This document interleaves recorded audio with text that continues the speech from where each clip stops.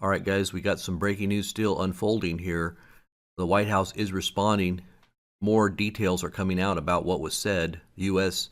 tells North Korea to cease destabilizing actions and rhetoric. This is Washington. With tensions rising between the U.S. and North Korea, the Pentagon on Sunday called for the isolated communist nation to avoid destabilizing the situation further. We call on North Korea to refrain from provocative, destabilizing actions and rhetoric, and to make the strategic choice to fulfill its international obligations and commitments, and to return to serious talks, Pentagon spokesman Gary Ross said. North Korea's unlawful weapons program represents a clear, grave threat to the U.S. national security. The statement came just hours after a North Korean newspaper said Pyongyang was ready to strike out at a U.S. aircraft carrier conducting drills with Japanese destroyers near the Philippines. Radong Simnu, the official newspaper of the North Korean government's Central Committee, said in an editorial the country is ready to illustrate its military force by sinking the nuclear-powered aircraft carrier with a single strike. The newspaper claimed Pyongyang has weaponry that can reach continental U.S. and Asia-Pacific region, and the absolute weapon, a hydrogen bomb. CNN can't independently verify the claims.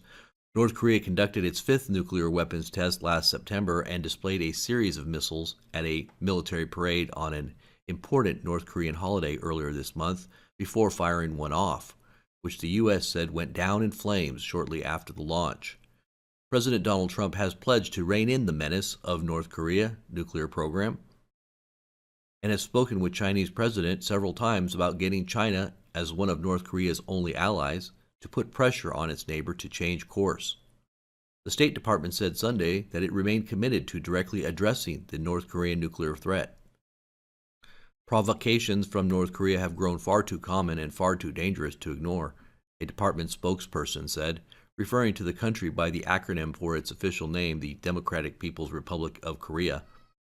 Quote, together with the international community, we will hold Kim Jong-un regime accountable for its dangerous and reckless actions and serious human rights abuses through a robust international campaign to cut the DPRK off from the rest of the world through diplomatic, security, and economic measures.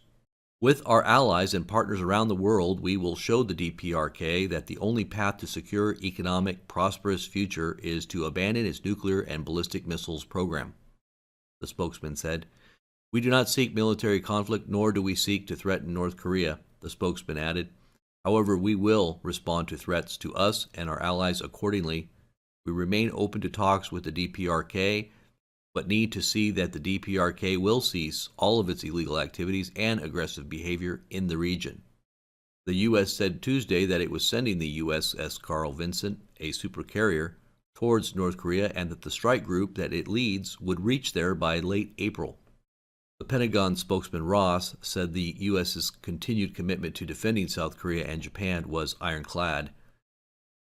Homeland Security Secretary John Kelly said in an interview on CNN's State of the Union on Sunday that a North Korean nuclear missile capable of striking the U.S. would be a grave threat, and anticipated North Korea could achieve this capability before Trump would begin his second term. Sunday's threat from Pyongyang are consistent with others North Korea has made in the past weeks. The country has said it will respond in kind to any U.S. attack, and it has warned it would strike the U.S. mainland and U.S. carrier and forces in the region, specifically U.S. bases in Seoul and Tokyo. So this is a little more detail on what is being said. I did do a little report earlier, but like I said, things are definitely heating up. From here on out, I think they're going to go either one of two ways. Either they're going to come to the bargaining table, or they're going to continue to ramp up and maybe even do something, because we're getting very close to their shores, and we're going to park there our carrier groups, including the Japanese and the Australians who are coming along for the ride, and we're going to sit there and we're going to wait. From what I understand, we have a month. They're planning on at least a month of activities off the coast there. Well, we'll see where it goes from here. This is the Trumpet News signing off. Make sure you thumbs up the video, share it on your social networks, and don't forget to subscribe. God bless, and we'll talk to you real soon.